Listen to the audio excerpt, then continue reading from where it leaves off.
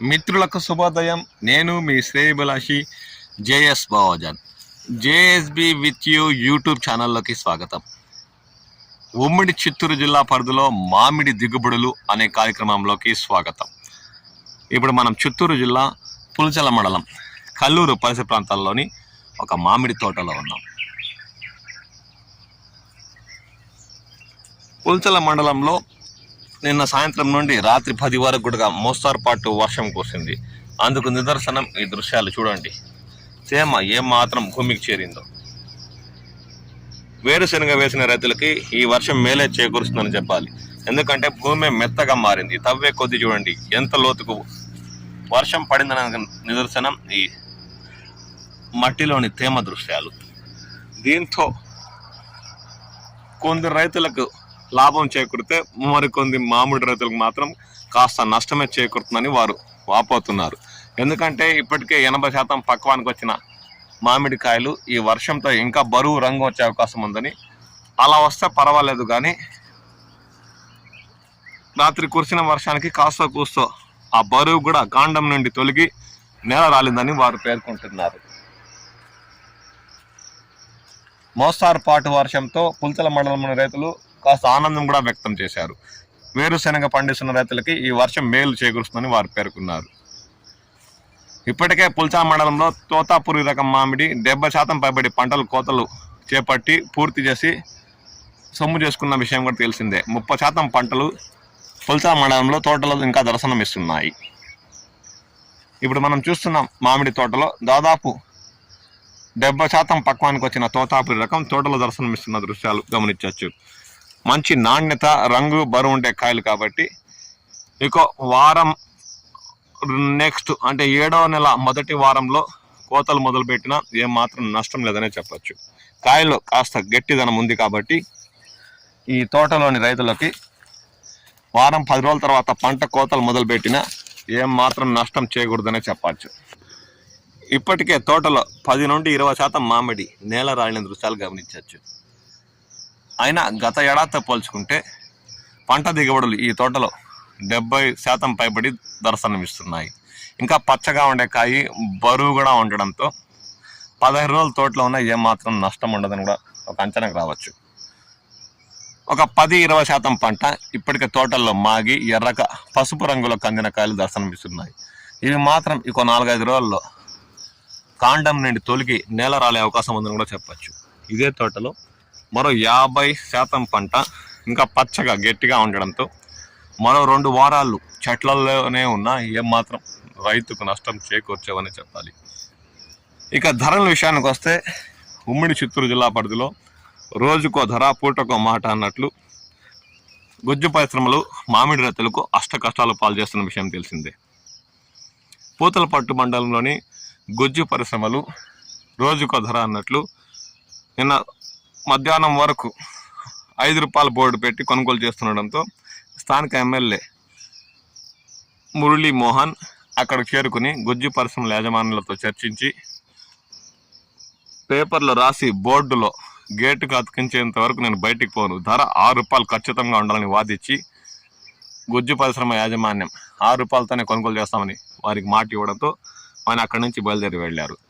ఎందుకంటే ప్రతి చోట 7 రూపాయలతో కొనుగోలు చేస్తూ వచ్చిన గుజ్జు పరిశ్రమలు 6కు దిగజారి 6 నుంచి చివరికి 5 రూపాయలకు కూడా కొనుగోలు చేసేందుకు ముందుకు వస్తుండడంతో రైతులు తీవ్రంగా అష్ట కష్టాలు పాలవుతున్నారు.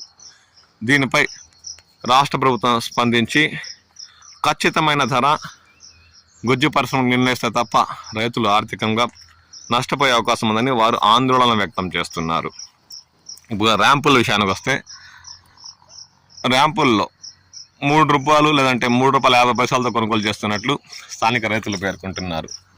ఇక తోతాపురి తోటల్లో చాలా మేరకు తగ్గి ఒక 30% ఉన్న గుజ్జు పరిశ్రమలు ఎందుకు ఇలా ప్రతి ఒక్క రోజుకో ధర పూటొక మాట అన్నట్టు ప్రవర్తిస్తున్నాయో అర్థం కాని పరిస్థితి ఉందని రైతులు అంటున్నారు.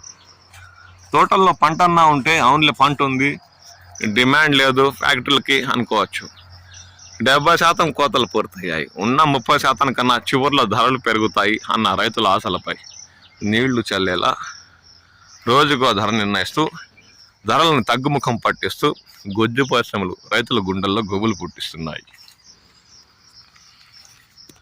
చిత్తూరు కలెక్టర్ కూడా ఖచ్చితంగా ₹6 కొనుగోలు చేయాల్సిందేనని ఆదేశాలు జారీ చేశారు.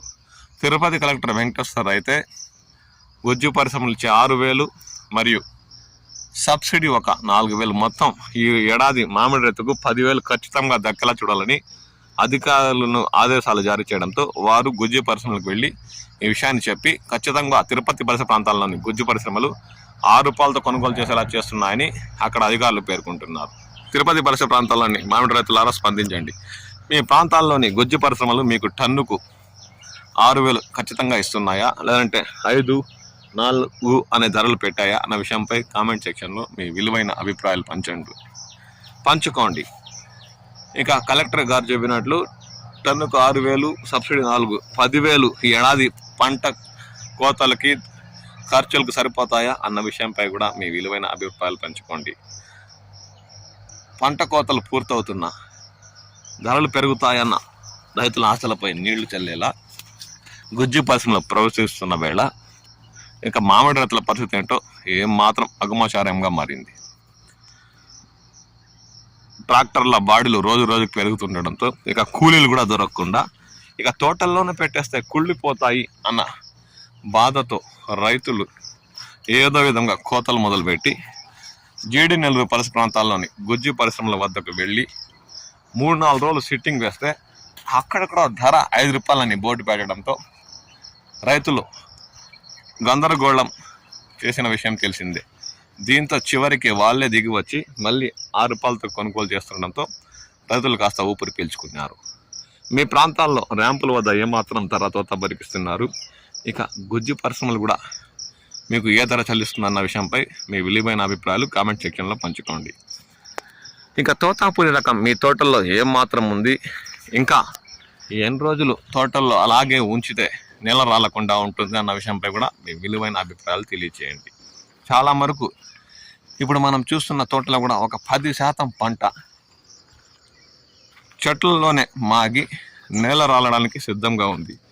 చివరికి ఈ రైతు రేపు నెల అంటే 7వ నెల మొదటి వారం చివరికి లేదంటే 2వ వారం అంటే 10వ తేదీలోపే ఈ తోటలోని కాయలు కోతల మెదలు పెట్టి పూర్తి చేయాలి. లేదంటే రైతు పూర్తిగా ఒక 20-30% పంట నేల రాలడంతో నష్టపోయే అవకాశం ఉందనే చెప్పచ్చు. ఇప్పటికే కిలో తూగే కాయలు కూడా ఈ తోటలో మనకు దర్శనం ఇస్తున్నాయి. చూడండి, కేజీ తూగే తోతాపూరి కూడా ఈ తోటలో మనకు దర్శనం ఇస్తుంది. రేపు నెల 10వ తేదీలోపు రైతు ఖచ్చితంగా కాయలు కోతలు మొదలుపెట్టి సొమ్ము చేసుకుంటే తప్ప లేదంటే రైతు నష్టపోయే అవకాశం ఉందనే చెప్పచ్చు. మంచి నాణ్యత బరువు ఉండే కాయలు ఈ తోటలో దర్శనమిస్తున్నాయి. ఇవి కాస్త రంగు తక్కువ ఉండడం వల్ల రైతు కాస్త నష్టమే అని చెప్పాలి. ఇలాంటి కాయలు ఇంకా రంగు ఉంటే ఇతర రాష్ట్రాల ఎగుమతి కోసం వ్యాపారులు ఎగబడి మరీ కొనేవారని చెప్పచ్చు. పచ్చకాయలు కాబట్టి ఇవి ఎంతసేపటికి గుజ్జు పరిశ్రమలకే తరలించాలి కాబట్టి రైతుకు కాస్త గిట్టుబాటు ధర లభించలేదని ఒక అంచనాకు రావచ్చు. చూడండి, మంచి బరువు నాణ్యత కలిగిన కాయలే, అంటే ఇంగు ఇతరత మచ్చలు లేవు. కానీ పచ్చదనం వల్ల రైతు కాస్త ధర కోల్పోయాడని ఒక అంచనాకు రావచ్చు. మీ ప్రాంతాల్లో తోతాపూరి రకం తోటల్లో ఎంత మాత్రం ఉందన్న విషయంపై కూడా మీ విలువైన అభిప్రాయాలు పంచుకోండి.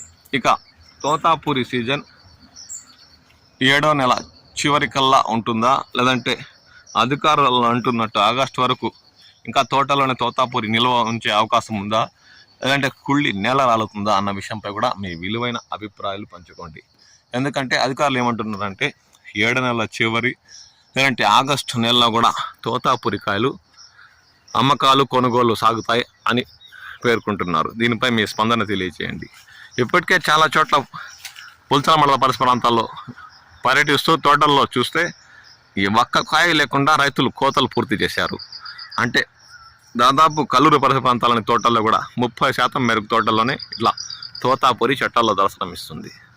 ఇక ఈ నెల అయిపోయింది, 7వ నెల చివరి వరకు ఈ తోటల్లో ఈ కాయలు ఉండవనే చెప్పచ్చు. 90% ఇప్పటికే చూడండి చెట్టు చివరి భాగాన కాయ మాగి పురుగులు పట్టి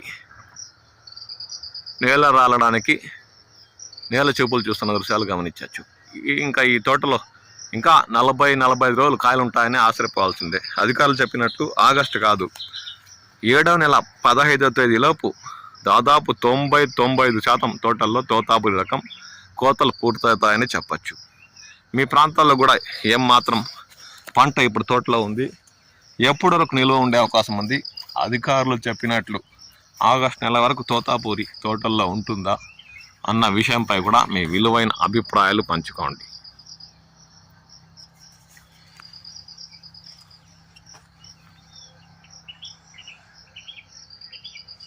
కాయ నాణ్యత బరువు ఉంది, రంగు లేకపోవడం వల్ల ఈ తోతాపూరి పండించిన రైతు కాస్త లాభాలను తగ్గించుకున్నాడని చెప్పచ్చు. మీ విలువైన అభిప్రాయాలు పంచుకుంటారని ఆశిస్తూ నేను మీ శ్రేయభిలాషి JS బావా జాన్.